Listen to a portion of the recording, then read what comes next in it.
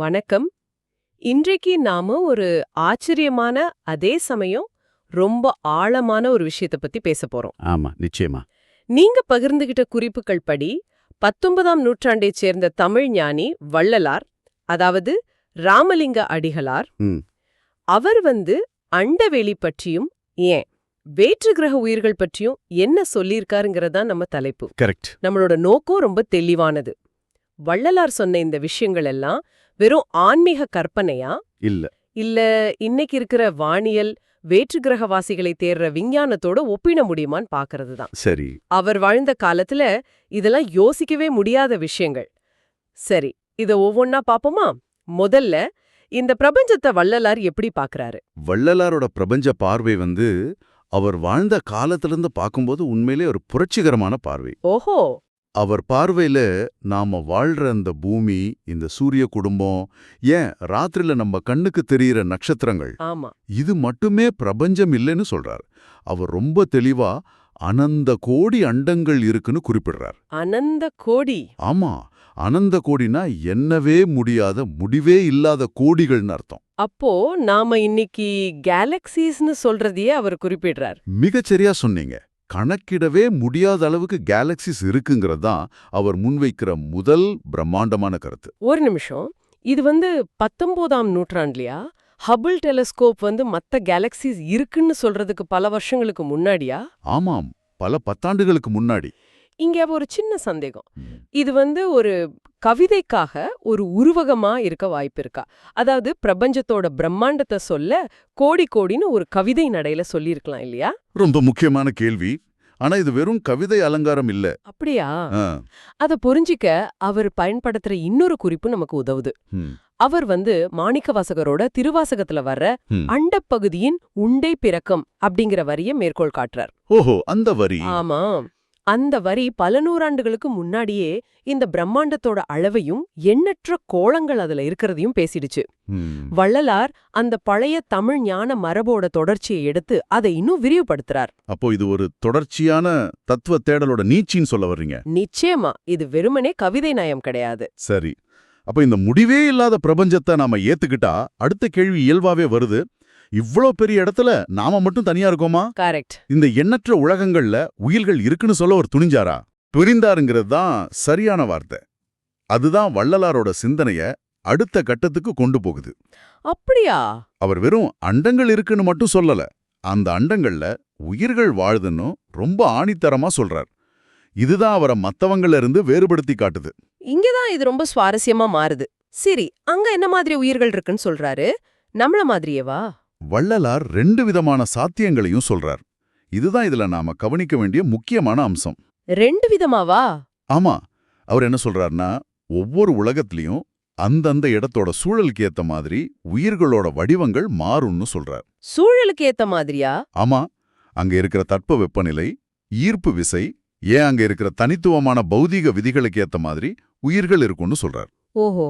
சில உலகங்கள்ல நம்மள மாதிரியே மனித உருவத்துல உயிர்கள் இருக்கலாம். ஆனா பல உலகங்கள்ல உயிர்கள் முற்றிலும் வேற வடிவத்துல, அதாவது ஒளி உடம்பாக இருக்கலாம்னு சொல்றார். என்னது ஒளி உடம்பா?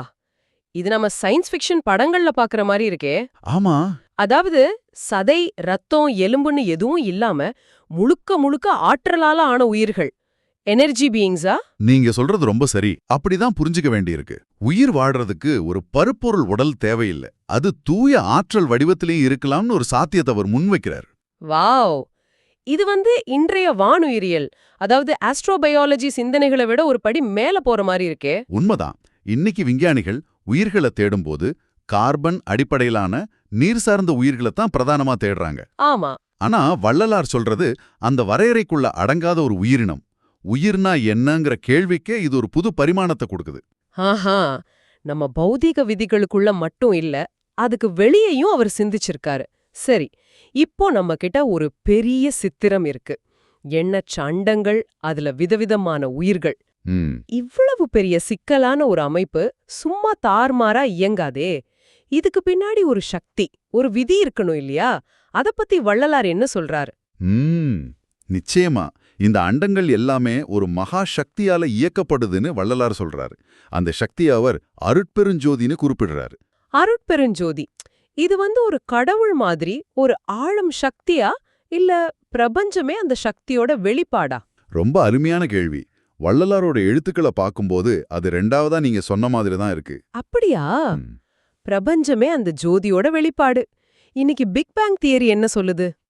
இந்த பிரபஞ்சம் ஒரு சின்ன புள்ளியிலிருந்து விரிவடைஞ்சதுன்னு சொல்லுது. கரெக்ட். அதாவது ஆற்றல்ல இருந்து பொருள் உருவாச்சு. இப்போ வள்ளலார் சொல்ற அருட்பெருஞ்சோதியோட இத ஒப்பிட்டு பாருங்க. ம், ஒரு மாபெரும் ஒளி பிளம்புல இருந்து இந்த அண்டங்கள் எல்லாம் தோன்றுது, இயங்குதுன்னு சொல்றார். மொழி வேறையா இருக்கலாம், ஆனா அடிப்படை கருத்து ஆச்சரியமா ஒத்து போகுது இல்லையா? ஆமா, உண்மையிலே பிரமிப்பா இருக்கு.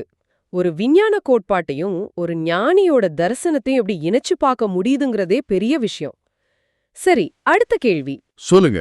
இவ்ளோ உலகங்கள் இருக்குன்னா அங்க போக முடியுமா? இன்டர்கலாக்டிக் டிராவல் பத்தி அவர் ஏதாவது சொல்றாரா?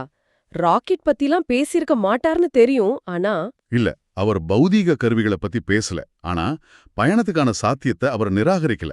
இங்கதான் ஒரு பார்வை மறுபடியும் தனித்துவமா தெரியுது. எப்படி? அவர் சித்திகள் பத்தி பேசுறார். அதாவது மனித ஆற்றலோட உச்சபட்ச திறன்கள். ஓஹோ, சித்தர்கள். ஆமா, அப்படிப்பட்ட சித்தர்கள் தங்களோட உணர்வு நிலையோட ஆற்றலால, அதாவது கான்ஷியஸ்னஸோட பவர்னால மத்த உலகங்களுக்கு போக முடியும்னு சூசகமா சொல்றாரு. அடேங்கப்பா! அப்போ நாம இங்க பில்லியன் கணக்குல செலவு பண்ணி டெலஸ்கோப் அனுப்புறோம், ஆனா அவரோ உண்மையான பயணக்கருவி நமக்குள்ளேயே இருக்குன்னு சொல்றாரு. மிகச் சரியான உவமை. பயணம்ங்கிறது பருப்பொருள் சார்ந்ததா மட்டும் இருக்க வேண்டியதில்ல, அது உணர்வு நிலை சார்ந்த பயணமாவும் இருக்கலாம்னு அவர் கோடிட்டு காட்டுறார். சரி, இந்த அண்ட ரகசியங்கள், இந்த ஒளி உடம்புகள், இதையெல்லாம் ஒரு சாதாரண மனுஷன் எப்படி தெரிஞ்சுக்கிறது? அதுக்கு ஏதாவது வழி இருக்கா? இருக்கு. அதற்கான வழியும் அவரே காட்டுறாரு. இதுதான் வள்ளலாரோட போதனைகளோட மையம். சொல்லுங்க. இந்த பிரபஞ்ச ரகசியங்கள் வெளியில இல்ல, அது நமக்குள்ளேயே இருக்குன்னு சொல்றாரு. அவர் போதிச்ச சுத்த சன்மார்க்க நெறி மூலமா ஒருத்தர் தன்னைத்தானே தூய்மைப்படுத்திக்கிட்டு ஆன்மாவை மேம்படுத்திக் கொள்ளும்போது அவரோட கிரகிக்கிற திறன், அதாவது பெர்செப்ஷன், விரிவடையும்னு சொல்றாரு. அப்போ ஜீவகாருண்யம், தியானம் இதெல்லாம் வெறும் ஒழுக்க நெறி மட்டும் இல்லையா? இல்ல, அது வெறும் தார்மீக நெறி மட்டும் இல்ல. உதாரணத்துக்கு ஜீவகாருண்யம் எடுத்துக்கோங்க. எல்லா உயிர்கள் மேலேயும் அன்பு செலுத்துறது. ஆமா. அது எல்லா உயிர்களும் அந்த ஒரே பிரபஞ்ச சக்தியோட வெளிப்பாடுன்னு உணரும்போது அந்த அன்பு பிரபஞ்சத்தோட உங்களை இணைக்குது.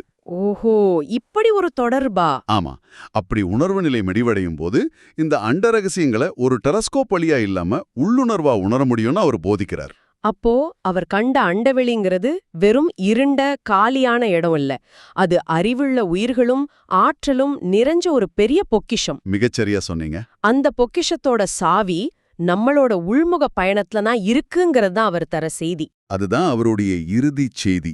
பிரபஞ்சத்தை அறிவதற்கான கருவியும் நான் தான், வழியும் நமக்குள்ளேயே இருக்கு. இந்த உரையாடலோட இறுதியில நாம பேசுனத ஒருமுறை தொகுத்து பார்க்கலாம். முதல்ல அனந்த கோடி அண்டங்கள்ங்கிற முடிவற்ற பிரபஞ்ச பார்வை. ஆமா. அடுத்து அந்த அண்டங்கள்ல நம்மள மாதிரி மனிதர்கள்ல இருந்து முற்றிலும் மாறுபட்ட ஒளி உடம்பு கொண்ட உயிர்கள் வரைக்கும் இருக்கலாங்கிற ஒரு புரட்சிகரமான சிந்தனை. மூணாவதா இந்த முழு பிரபஞ்சத்தையும் அருட்பெருஞ்சோதிங்கிற ஒரு மகா சக்தி இயக்குதுங்கிற பார்வை. கரெக்ட். கடைசியா சித்திகள் மூலமா அண்டங்களுக்கு நடுவுல பயணம் செய்ய முடியுங்கிற குறிப்பு. இதெல்லாம் 19ஆம் நூற்றாண்டுல சொல்லப்பட்டிருக்குங்கிறது தான் ஆச்சரியத்தோட உச்சம். ஆமா, அதுதான் இதுல நாம திரும்ப திரும்ப யோசிக்க வேண்டிய விஷயம். எந்த விஞ்ஞான கருவியும் இல்லாத ஒரு காலத்துல ஒரு ஞானியோட உள்மன தேடல் பிரபஞ்சத்தோட இவ்வளவு ஆழமான ரகசியங்களை எப்படி எட்டி இருக்க முடியும்? அறிவியலுக்கும் ஆன்மீகத்துக்கும் நாம நினைக்கிறத விட ஆழமான ஒரு பாலம் இருக்குமோன்னு தோண வைக்குது. நிச்சயமா. இது வெறும் கற்பனையா இருந்திருந்தா இன்னைக்கு இருக்கிற அறிவியல் கோட்பாடுகளோட இவ்ளோ சரியா பொருந்தி போகுமாங்கிறது தான் $1,000,000 கேள்வி. அருமையான ஒரு அலசல். இறுதியா நீங்க சிந்திச்சு பார்க்கறதுக்காக ஒரு கேள்வியை விட்டுட்டு போறோம். கேளுங்க. வள்ளலார் சொல்ற அந்த ஒளி உடம்பு உயிரினங்கள் ஒருவேளை நாம இன்னைக்கு தீவிரமா தேடிட்டு இருக்கிற வேற்றுகிரக உயிரினங்களோட உண்மையான வடிவமா அது இருந்தா, அவங்கள கண்டுபிடிக்க நமக்கு தேவைப்படுறது இன்னும் சக்தி வாய்ந்த தொலைநோக்கிகளா, இல்ல நம்ம ஒவ்வொருத்தருக்குள்ளேயும் இருக்கிற அகத்தை நோக்கிய ஒரு ஆழ்ந்த பயணமா? நல்ல கேள்வி. சிந்திச்சு பாருங்க.